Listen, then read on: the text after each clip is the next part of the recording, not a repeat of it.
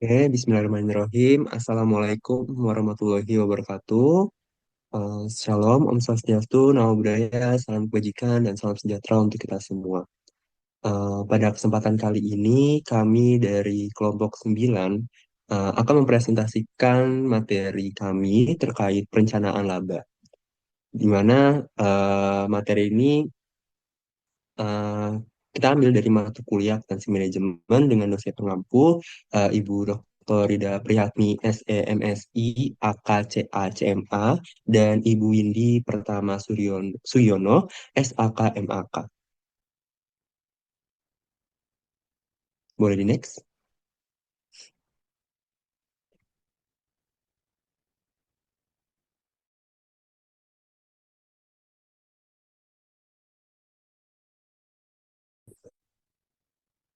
Oke, mungkin ini ada anggota kelompok Adina Shiva dan saya sendiri Rifi Farizal. Boleh di next? Oke, untuk materi pertama yaitu mengenai kerangka dasar penganggaran. Di sini bisa dilihat ada beberapa poin mulai dari anggaran pribadi hingga perkiraan penjualan suatu tahapan kritis. Ntar akan kita bahas secara masing-masing satu persatu di slide selanjutnya. Boleh di next? Oke, sebelum kita masuk ke materi anggaran, sebenarnya itu apa sih anggaran itu? Anggaran atau budget adalah rencana terperinci tentang pemerolehan dan penggunaan sumber daya keuangan dan sumber daya lainnya selama suatu periode waktu tertentu, di mana anggaran menunjukkan rencana masa depan yang dinyatakan dalam bentuk kuantitatif yang formal. Tindakan penyusunan anggaran disebut penganggaran atau budgeting. Penggunaan anggaran untuk mengendalikan aktivitas perusahaan disebut sebagai pengendalian anggaran atau budgetary control. Boleh di next?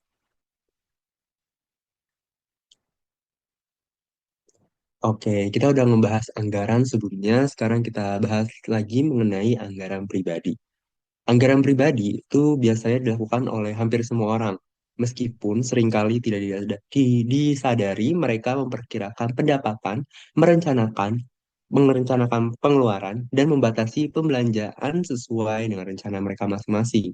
Selain itu, anggaran digunakan untuk meramalkan kondisi keuangan masa depan seperti membeli rumah atau menabung untuk pensiun, meskipun hanya dalam pikiran mereka masing-masing. Nah, sedangkan anggaran dalam perusahaan itu memiliki fungsi yang sebenarnya hampir serupa ya, tetapi lebih terperinci dan kompleks. Di mana seperti anggaran pribadi, anggaran perusahaan itu juga membantu dalam perencanaan, pengendalian pengeluaran, serta memprediksi hasil operasi dan kondisi keuangan di masa mendatang. Boleh di next? Oke, di sini kita membahas nih mengenai perbedaan antara perencanaan dan pengendalian anggaran. Di mana untuk perencanaan sendiri merupakan proses merumuskan tujuan dan menyusun anggaran untuk mencapai suatu tujuan tertentu. Di mana fokusnya adalah menetapkan strategi dan langkah-langkah yang harus dilakukan agar organisasi mencapai sasaran yang diinginkan. Perencanaan bersifat proaktif, mempersiapkan masa depan dan menjadi dasar bagi pengendalian. Tanpa perencanaan yang baik, organisasi tidak memiliki pedoman yang jelas. Sedangkan untuk pengendalian itu sendiri merupakan langkah-langkah yang dilakukan untuk memastikan tujuan yang telah direncanakan agar nantinya dapat tercapai. Nah, proses ini melibatkan pemantauan dan penyesuaian terhadap rencana agar tetap berjalan sesuai dengan tujuan yang sudah direncanakan di awal. Pengendalian bersifat reaktif, di mana menyesuaikan dengan kondisi yang terjadi.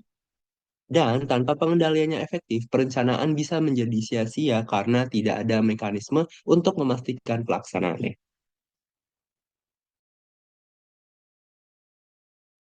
Oke, boleh di next. Oke, di sini ada manfaat terkait penganggaran, di mana eh, ada 6 manfaat penganggaran. Untuk yang pertama, anggaran merupakan alat komunikasi bagi rencana manajemen kepada seluruh organisasi. Yang kedua, anggaran memaksa manajer untuk memikirkan dan merencanakan masa depan. Tanpa penyusunan anggaran, maka akan terlalu banyak manajer yang harus menghabiskan waktunya untuk mengatasi berbagai masalah darurat. Untuk manfaat ketiga, proses penganggaran merupakan alat alokasi sumber daya pada berbagai bagian dari organisasi agar dapat digunakan seefektif mungkin. Untuk yang keempat, proses penganggaran dapat mengungkapkan adanya potensi masalah sebelum masalah itu terjadi. Yang kelima, anggaran mengordinasikan aktivitas seluruh organisasi dengan cara mengintegrasikan rencana dari berbagai bagian, di mana penganggaran ikut memastikan agar setiap orang dalam organisasi menuju tujuan yang sama. Untuk yang terakhir, anggaran menentukan tujuan dan sasaran yang dapat dijadikan tolak ukur untuk mengevaluasi kinerja selanjutnya. Boleh di next? Oke, sekarang di sini kita akan membahas tentang akuntansi pertanggungjawaban. Di mana akuntansi pertanggungjawaban itu lebih menekankan bahwa setiap manajer itu cuman bertanggung jawab atas masalah tertentu dalam anggaran, sehingga dapat mengendalikan biaya secara efektif, di mana konsep ini melihat pendapatan dan biaya dari sudut pandang pertanggungjawaban perorangan, memastikan setiap biaya memiliki pihak yang bertanggung jawab agar tidak ada biaya yang di luar. Manajer tidak akan dihukum jika realisasi tidak sesuai dengan anggaran, tetapi mereka harus memahami dan mengatasi penyimpangan yang terjadi. Di mana sistem akuntansi pertanggungjawaban ini membantu mengidentifikasi penyimpangan agar bisa dikoreksi lebih lanjut. Nah, tujuannya bukan untuk memberi sanksi, melainkan untuk memberikan pelajaran dan perbaikan di masa mendatang. Boleh di next? Oke, yang selanjutnya adalah memilih periode penganggaran. Di mana anggaran operasi umumnya ini mencakup periode 1 tahun, disesuaikan dengan tahun pajak perusahaan.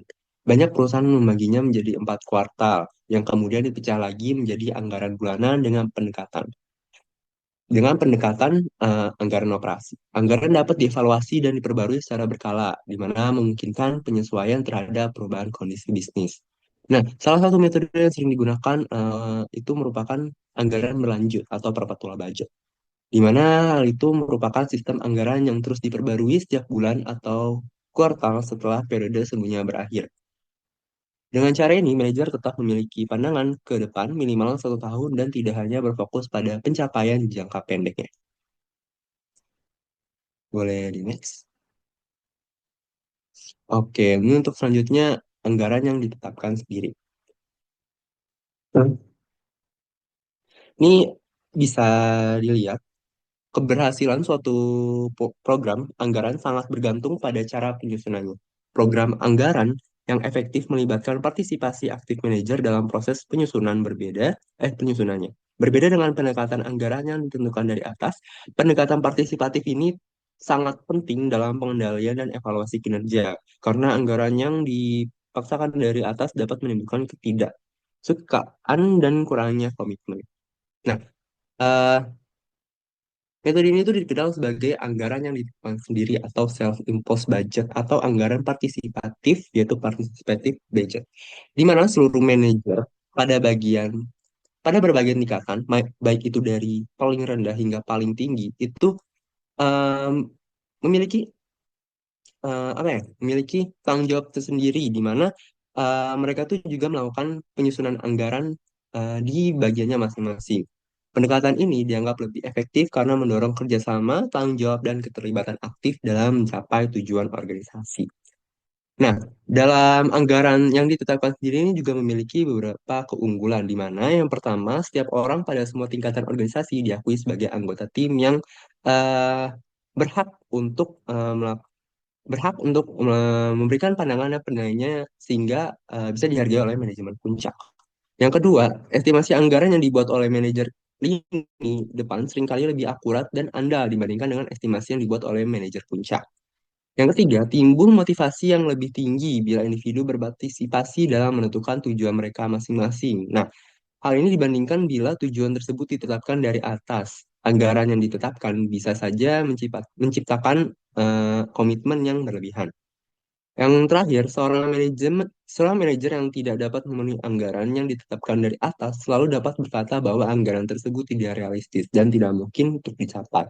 Nah, dengan anggaran yang ditetapkan sendiri ini, alasan semacam ini tuh tidak akan timbul karena semua tingkatan, baik itu dari yang terendah hingga tertinggi, itu memiliki tanggung jawabnya masing-masing. Jadi tidak akan ada perkataan seperti itu.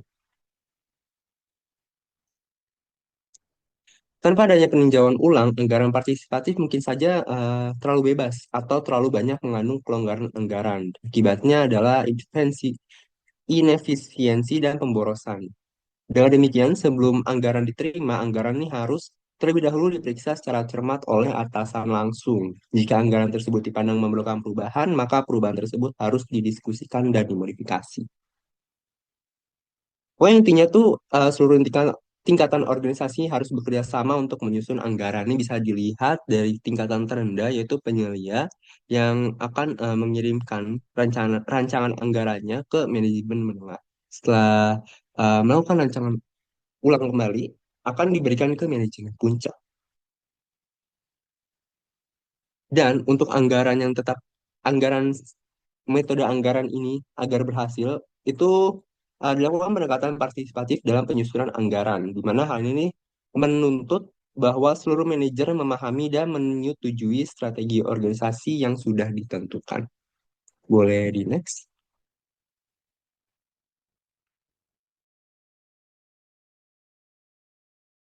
Selanjutnya di sini kita akan membahas mengenai faktor manusia dalam penganggaran.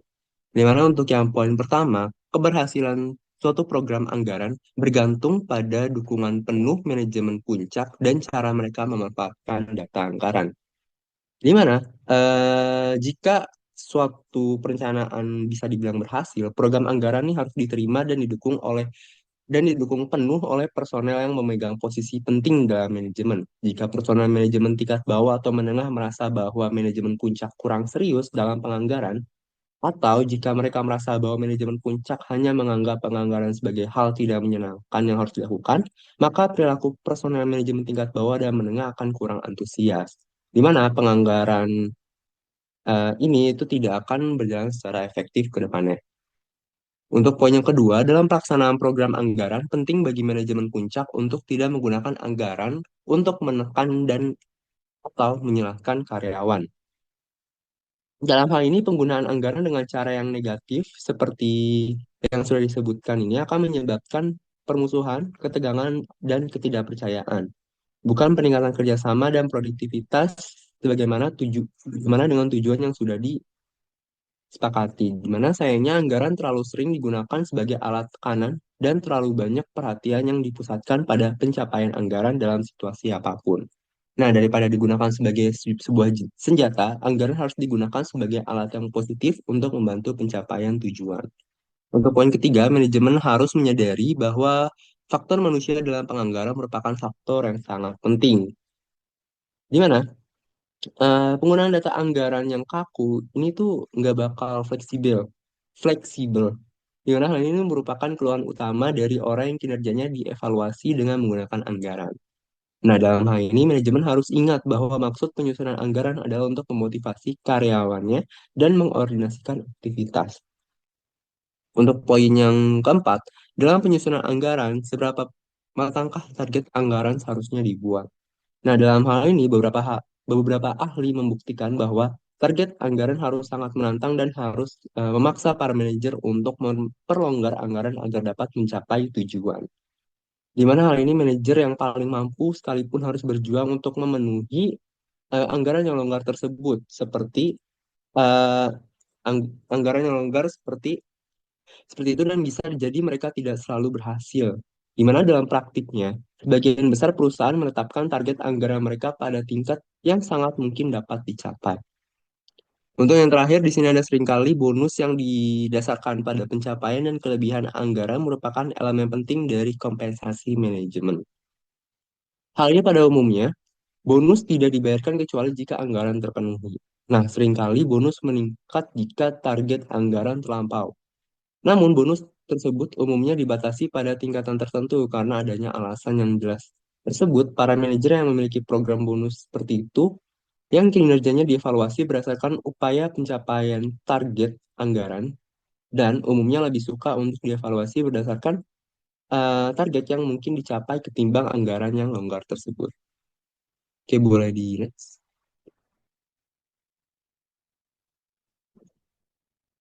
Oke, selanjutnya di sini kita akan membahas terkait penganggaran berbasis nol. Di mana penganggaran berbasis nol atau zero based budgeting ini merupakan metode alternatif yang mengharuskan manajer untuk menyusun anggaran dari nol tanpa menggunakan anggaran tahun sebelumnya sebagai dasarnya. Dalam metode ini, setiap pengeluaran harus didokumentasikan dan disusun dalam bentuk paket keputusan yang kemudian diperingkat berdasarkan tingkat kepentingannya. Manajer tingkat atas akan meninjau paket keputusan ini dan memangkas aktivitas yang dianggap kurang penting atau tidak perlu. Nah, meskipun menawarkan transparansi dan efisiensi dalam alokasi penganggaran, penganggaran berbasis nol ini sering dikritik karena terlalu memakan waktu dan biaya jika dilakukan setiap tahunnya. Selain itu, ada resiko bahwa proses ini menjadi terlalu mekanis sehingga tujuan awalnya bisa hilang. Nah, selain itu, anggaran penjualan berperan penting dalam menentukan anggaran lainnya karena memicu reaksi berantai dalam penyusunan anggaran operasional dan kas. Anggaran kas sendiri ini merupakan rencana rinci yang menggambarkan penerimaan dan pengeluaran kas dalam suatu periode tertentu, di mana setiap elemen dalam anggaran operasi itu termasuk penjualan, produksi, dan administrasi. Semuanya itu berkontribusi terhadap penyusunan anggaran kas, di mana hal ini memastikan ketersediaan dana yang cukup untuk operasional perusahaan. Nah, bisa dilihat dari gambar, ini tuh beberapa arus keterkaitan antara anggaran dari induk anggaran, di mana ini dimulai dari anggaran penjualan. Di mana anggaran penjualan ini merupakan anggaran utama yang menjadi dasar bagi penyusunan anggaran lainnya. Nah, dari anggaran penjualan ini akan diteruskan ke anggaran beban dari anggaran beban penjualan administrasi, lanjutkan di anggaran produksi dan nantinya itu akan masuk semuanya ke anggaran kas. Dan dari anggaran kas ini sendiri akan merujuk ke anggaran neraca yang nantinya akan uh, ditua, di ditaruh di suatu laporan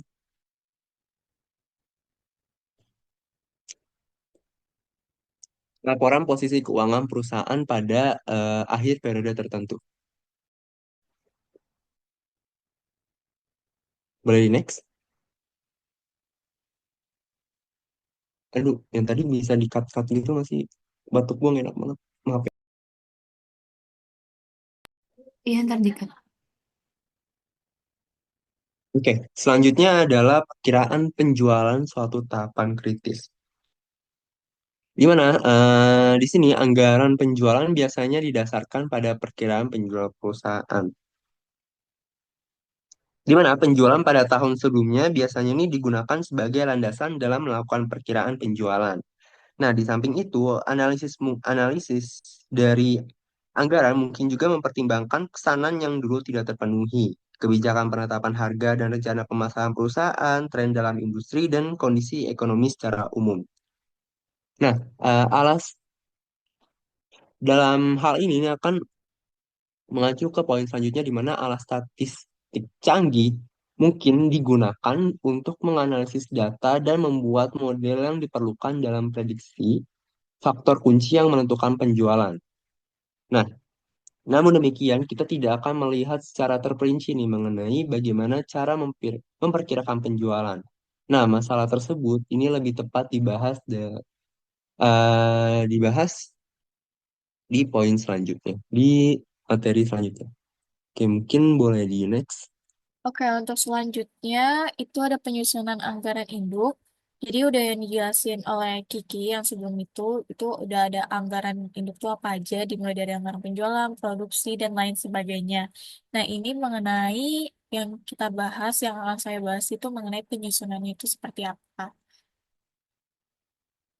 Ya, pertama dimulai dari anggaran penjualan. Jadi anggaran penjualan itu dasar dari seluruh proses penyusunan anggaran itu sendiri. Nah, anggaran penjualan ini bentuknya penerimaan kas. Jadi anggaran penjualan dibuat dengan cara mengalihkan unit penjualan yang dianggarkan dengan harga jualnya. Nah, ini langsung aja ke penyusunannya, langsung ke soal itu kayak gimana. Jadi kita pakai asumsi dulu. Di sini ada PT ABC, ini merencanakan menjual 100.000 es krim selama setahun.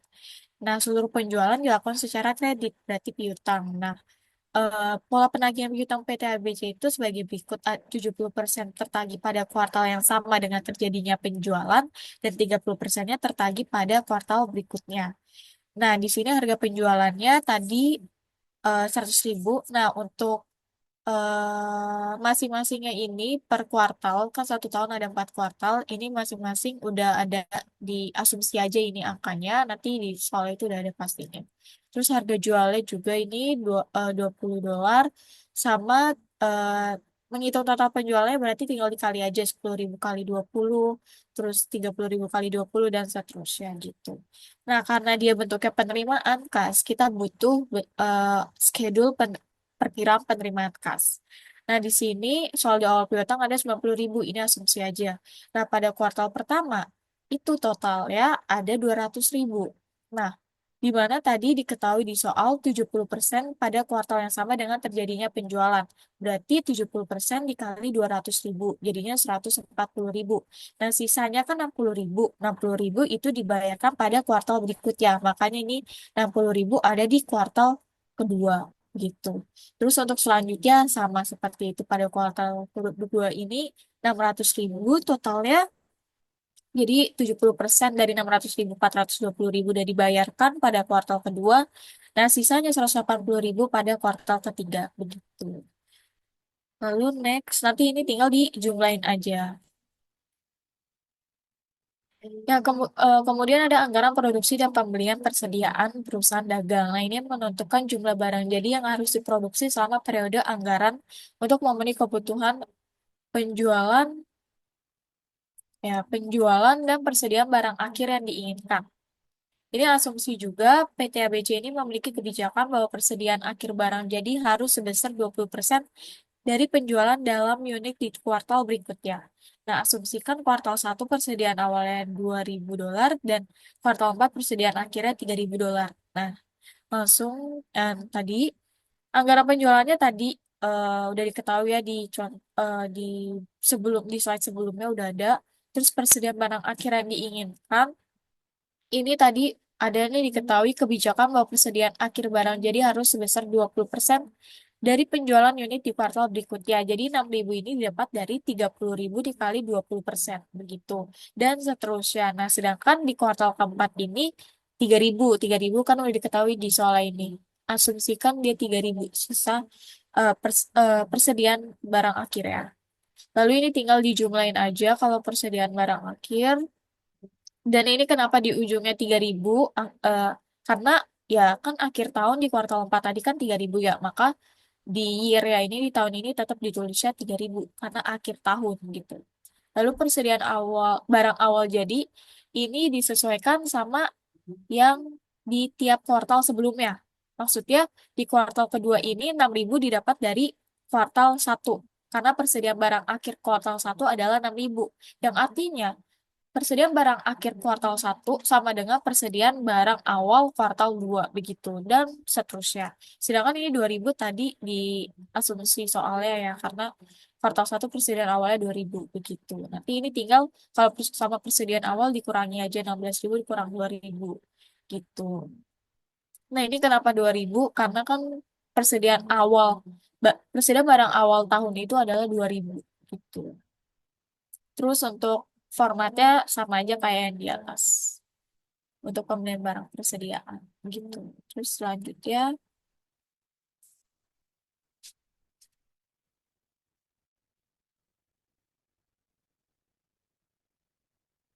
anggaran bahan baku langsung. Ini bahan mentah yang harus dibeli untuk memenuhi target produksi dan inventaris. Nah, penyusunan anggaran ini merupakan tahap dari Material Requirements Planning atau MRP. MRP ini adalah alat manajemen operasi yang menggunakan komputer untuk mengelola bahan dan persediaan. Nah, sasaran MRP sendiri adalah memastikan bahan itu tepat, jumlah tepat, dan waktunya juga tepat untuk mendukung anggaran produksi.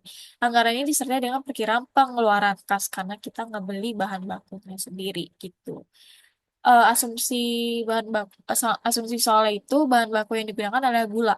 Nah, masing-masing kotak perlu 15 pon gula dan harganya $0,2 per pon. Jumlah persediaan akhir setiap kuartal adalah 10% dari jumlah bahan baku yang diperlukan di kuartal berikutnya. Nah, pola pembayarannya 50% pada kuartal pembelian dan 50% sisanya dibayar pada kuartal berikutnya. Berarti dia ngutang gitu. Terus di sini anggaran unit yang akan diproduksi 14.000 sampai 14.000, 32.000, 36.000 itu dari slide sebelumnya tadi udah ditentukan ya. Terus bahan baku yang dibutuhkan per kotak tadi adalah 15 pon. Harusnya 15 saja. Terus ini tinggal dikalikan aja 14.000 kali 15, 32.000 kali 15 gitu. Terus nanti persediaan bahan, bahan akhir yang diperlukan ini 48.000 dapat dari ini. Di soalnya kan tadi udah bilang jumlah persediaan akhir setiap kuartal adalah 10% dari jumlah bahan baku yang diperlukan di setiap kuartalnya. Nah, persediaan bahan akhir ini 48.000 didapat dari ini 10% dikali 480.000 dan seterusnya. Nah, ini di kuartal keempat persediaan bahan akhirnya 22,5 itu asumsi aja gitu. Lalu ini tinggal dijumlahin aja sama kayak yang sebelumnya. Terus ini persediaan bahan awal ini 21.000. Ini asumsi aja ya 21.000. Nah, yang di kuartal kedua ini 48.000 didapat dari persediaan bahan akhir yang diinginkan di kuartal satu gitu. Sama eh, konsepnya sama seperti yang saya jelaskan sebelumnya. Dan seterusnya. Ini berarti tinggal dikurangi aja kalau persediaan bahan awal. Terus biaya bahan baku per ponnya, ini terusnya per ponnya. Per ponnya itu 0,2 berarti tinggal dikali aja 237.000 dikali 0,2 hasilnya 47.400 dan seterusnya gitu. Lalu untuk schedule perkiraan pengeluaran kas ya, ini saldo awal utangnya itu 25.800 itu asumsi aja. Terus ini tadi kan pembelian bahan baku di kuartal pertama itu 47.400. Nah, tadi di kebijakannya 50% dibayar pada kuartal tersebut dan 50%-nya pada kuartal berikutnya. Berarti tinggal dibagi dua aja, 47.400 dibagi dua, terus nanti dan seterusnya juga sama begitu. Terus nanti di akhir tinggal dijumlahin aja. Gitu. Lalu selanjutnya, anggaran tenaga kerja langsung. Ini disusun dari anggaran produksi. Kebutuhan tenaga kerja langsung dihitung untuk mengetahui jam tenaga kerja yang dibutuhkan dalam produksi. Dia mengalihkan jumlah unit barang jadi yang diproduksi dengan kebutuhan jumlah jam tenaga kerja langsung. Nah, biaya tenaga kerja langsung ini dihitung dengan mengalihkan kebutuhan jam tenaga kerja langsung dengan tingkat upah tenaga kerja langsung per jamnya. Nah, asumsinya masing-masing kotak membutuhkan 0,4 jam dan tingkat upah tenaga kerja langsung per jam adalah $15. Nah, tadi anggaran produksinya ini masih sama dari slide yang dua slide sebelumnya. Terus jam tenaga kerja langsung per kotaknya itu tadi 0,4 ya, berarti tinggal dikali aja 14.000 dikali 0,4 dan seterusnya, terus nanti tinggal dijumlahin aja. Oh iya, tinggal dijumlahin aja di akhir ini. Terus biaya tenaga kerja langsungnya tadi $15. Berarti 5.600 dikali $15 hasilnya 84.000 dan seterusnya. Begitu. Terus lanjut, anggaran overhead manufaktur. Ini seluruh biaya produksi selain dari biaya bahan langsung dan tenaga kerja langsung. Gitu.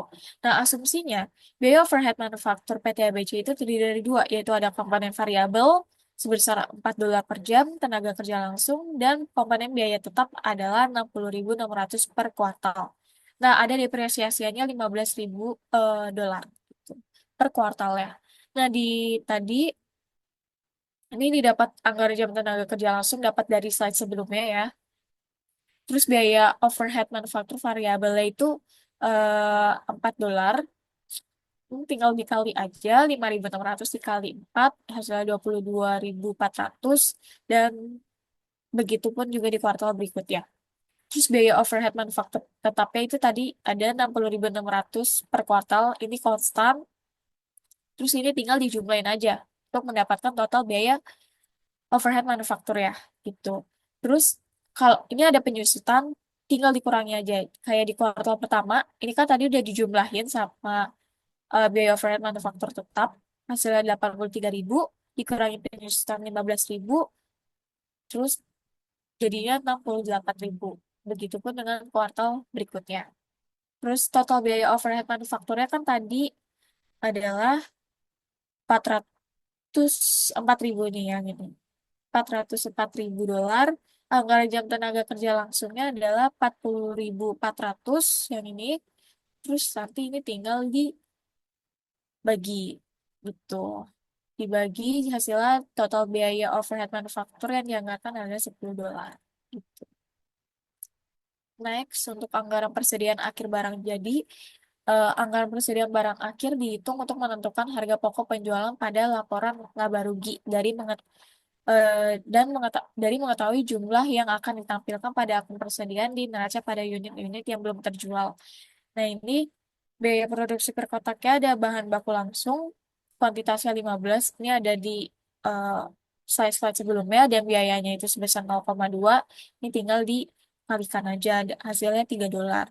Terus tenaga kerja langsung, kuantitasnya 0,4, biayanya 15 dolar, itu tinggal dikali aja, dapat 6 dolar, terus di biaya over manufaktur juga sama, hasilnya 4 dolar, ini tinggal dijumlahin aja, hasilnya 13 dolar.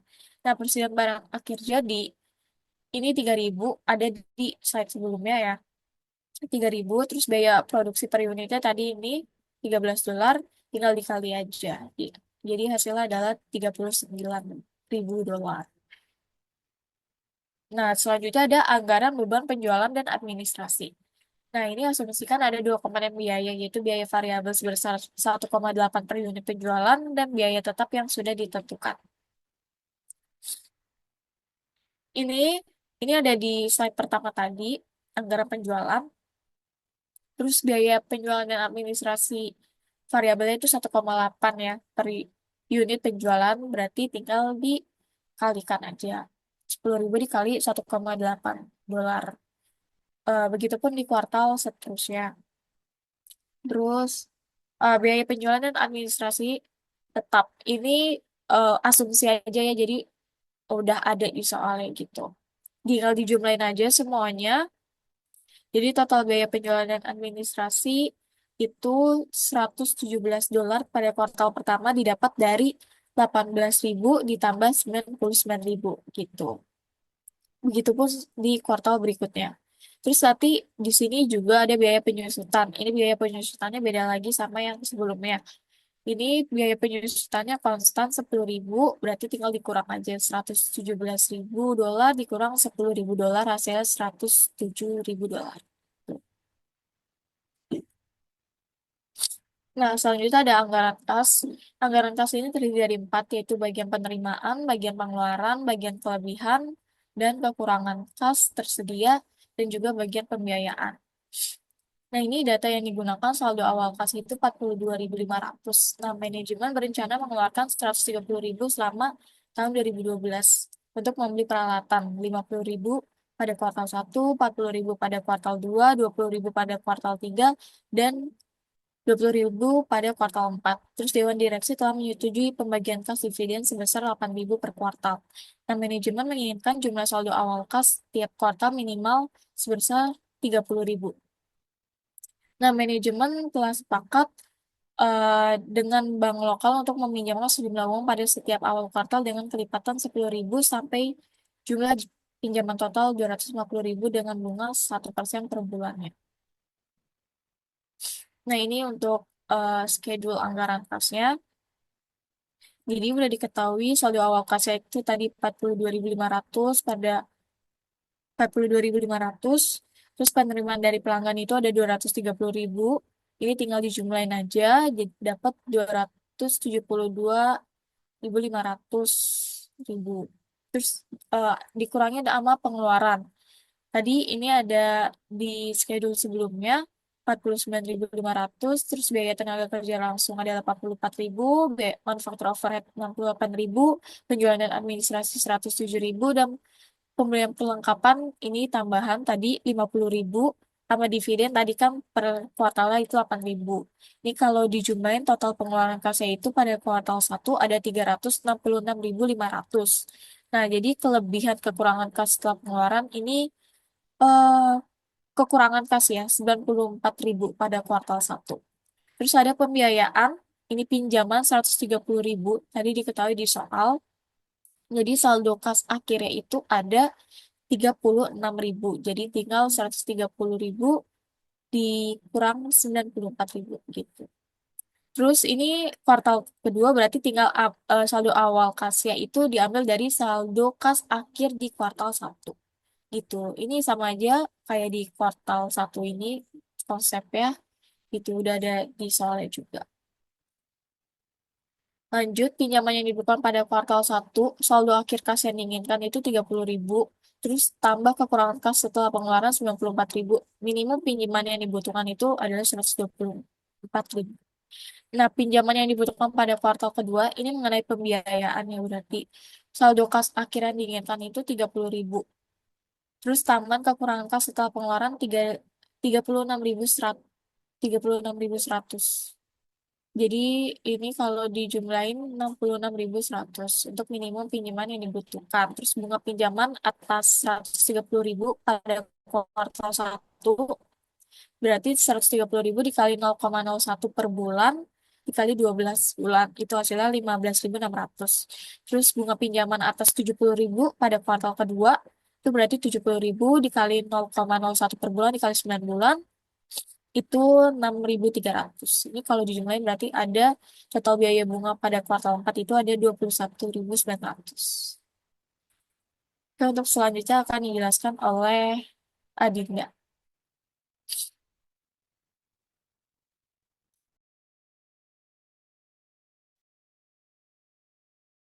Baik, selanjutnya adalah anggaran laporan laba rugi. Anggaran laporan laba rugi adalah perencanaan mengenai eh, laba atau rugi yang dihasilkan yang berdasarkan dari anggaran penjualan, produksi, beban operasional, serta biaya produksi dalam suatu periode tertentu. Laporan anggaran laba rugi merupakan bagian penting dalam proses penyusunan anggaran karena menunjukkan proyeksi laba perusahaan di masa yang akan datang, sekaligus menjadi tolak ukur kinerja perusahaan di periode berikutnya. Adapun manfaat dari anggaran laporan laba rugi ini adalah membantu perusahaan mencapai laba yang direncanakan, lalu melakukan pengawasan terhadap biaya, mengontrol pengeluaran, mengevaluasi kinerja, serta menentukan sasaran penjualan. Boleh di next.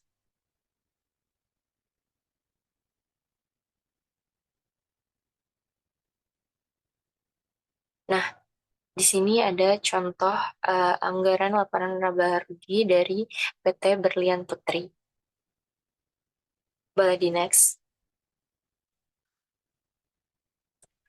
Nah, dalam melakukan penganggaran, biasanya eh, perusahaan multinasional paling sering dihadapkan beberapa tantangan. Yang pertama yaitu fluktuasi nilai tukar mata uang asing, lalu tingkat inflasi yang tinggi di beberapa negara, lalu kondisi ekonomi lokal dan kebijakan pemerintah. Nah, yang pertama, yang paling sering dihadapi oleh perusahaan multinasional yaitu fluktuasi nilai tukar. Yang pertama, perusahaan mungkin dapat memprediksi penjualan dalam mata uang lokal, tetapi pendapatan dalam mata uang sendiri bergantung pada nilai tukar atau kurs. Nah, apabila nilai tukar lebih rendah dari perkiraan, maka perusahaan akan menerima jumlah lebih kecil dalam mata uangnya sendiri. Fluktuasi nilai mata uang sendiri dapat menimbulkan masalah unik dalam melakukan penganggaran.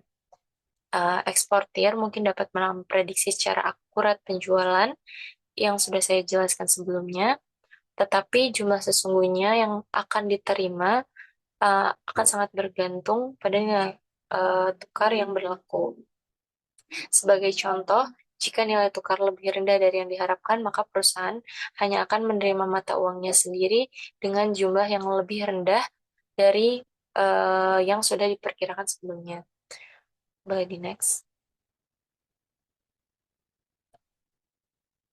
Dalam menghadapi fluktuasi nilai tukar, perusahaan dapat eh, menghadapinya dengan berbagai strategi. Yang pertama, dengan lindung nilai atau nilai lindung hedging yaitu melakukan transaksi keuangan untuk mengurangi risiko nilai tukar dengan menjual atau membeli kontrak keuangan. Lindung nilai ini akan memastikan bahwa jika perusahaan mengalami kerugian karena fluktuasi nilai tukar, maka kerugian tersebut dapat ditutupi dengan kontrak keuangan yang telah dibuat sebelumnya dengan lindung nilai ini. Nah, biaya dari lindung nilai ini harus dianggarkan bersamaan dengan biaya lainnya. Lalu, seperti yang sudah saya jelaskan sebelumnya, perusahaan multinasional dihadapkan beberapa tantangan dalam penganggaran. Salah satunya adalah tingkat inflasi. Tingkat inflasi yang tinggi di beberapa negara bahkan kadang bisa mencapai 100% per tahun akan menyebabkan eh, inflasi ekstrim yang menyebabkan anggaran yang telah dibuat sebelumnya menjadi cepat kadaluarsa. Adapun strategi perusahaan yang bisa dilakukan dalam menghadapi masalah tersebut adalah yang pertama mengurangi waktu jeda dalam penyusunan anggaran, yang kedua melakukan revisi anggaran yang lebih sering sesuai dengan tingkat inflasi yang terjadi. Jika makin tinggi inflasi, maka makin sering revisi anggaran yang dilakukan. Boleh di next.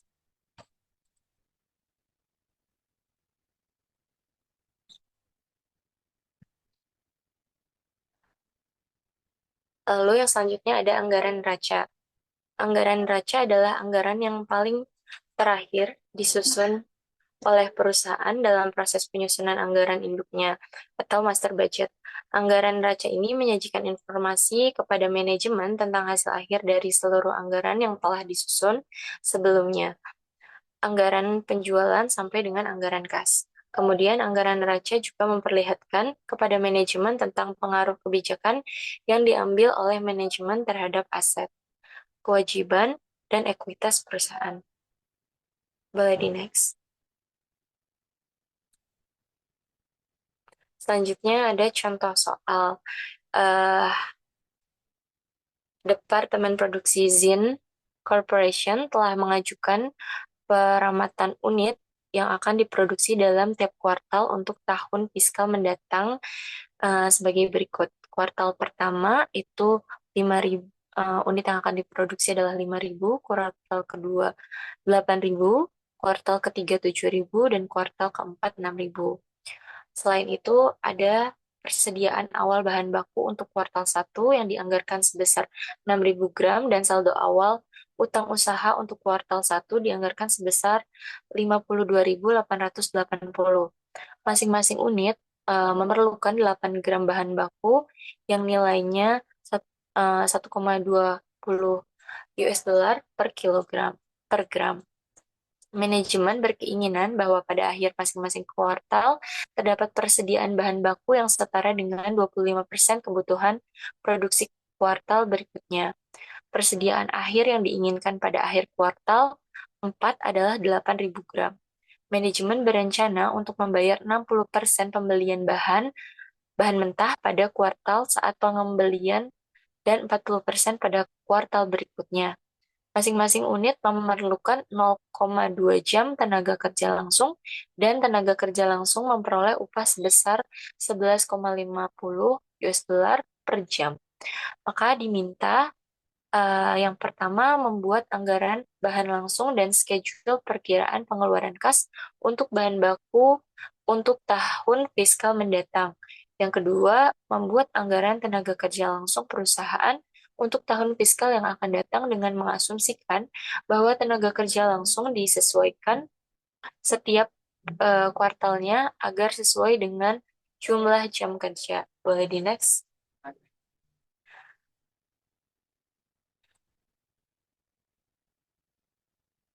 Baik, yang pertama ada schedule untuk anggaran bahan langsung. Anggaran bahan langsung ini dihitung berdasarkan data yang telah diberikan, yaitu setiap unit yang memerlukan 8 gram bahan baku, lalu harga bahan baku yang per gramnya adalah 1,20 US dollar, dan persediaan akhir tiap kuartal yaitu 25% dari kebutuhan bahan baku kuartal berikutnya, serta persediaan akhir kuartal 4 yang sudah ditentukan, yaitu sebesar 8.000 gram. Yang pertama, eh, untuk menghitung kebutuhan bahan baku bisa dicari dengan unit produksi dikali yang setiap unit butuhkan untuk memproduksi memproduksi produk. Ya, lalu yang kedua, untuk persediaan persediaan akhir bisa dicari dengan persediaan bah- persediaan akhir bahan baku tiap kuartal bisa dicari dengan 25% yang tadi sudah diberikan di soal dikali kebutuhan bahan baku kuartal berikutnya. Lalu untuk mencari total kebutuhan bahan baku bisa dicari dengan kebutuhan bahan baku ditambah persediaan akhir dikurangi persediaan awal.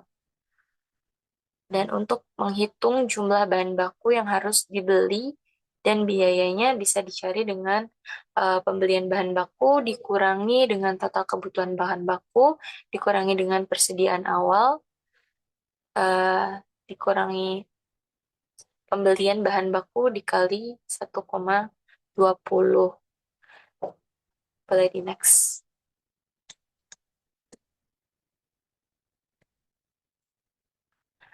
Untuk schedule perkiraan pengeluaran kas untuk bahan baku, manajemen membayar 60% pembelian bahan baku pada kuartal berjalan dan 40% dibayar pada kuartal berikutnya.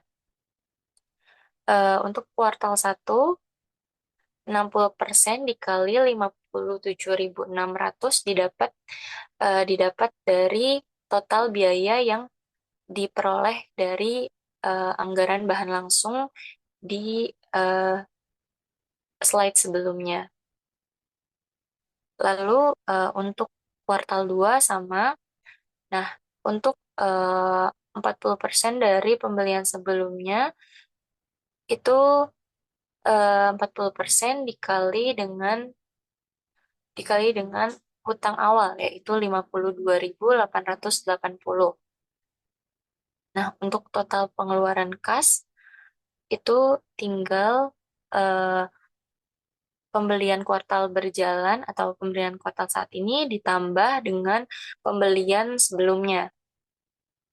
Boleh di next. Nah, untuk menghitung anggaran tenaga kerja langsung, kita mengetahui kalau setiap unit itu memerlukan 0,2 jam tenaga kerja langsung dan upah tenaga kerja langsung sebesar 11,50 per jamnya.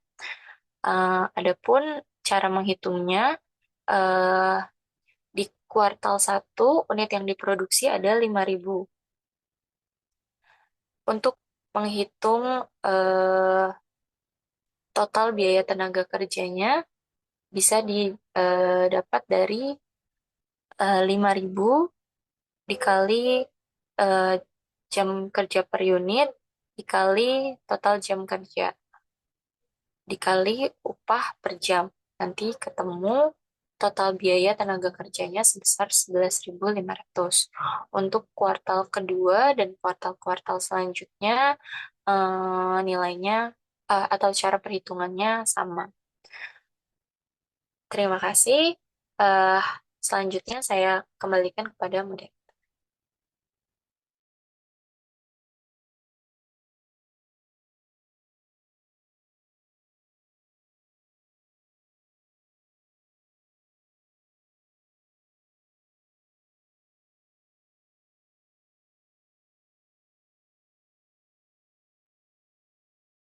Oke, terima kasih Adinda. Baik, sekian eh, pemaparan materi dari kami mengenai perencanaan laba. Kurang lebihnya mohon maaf. Kami tutup. Wassalamualaikum warahmatullahi wabarakatuh.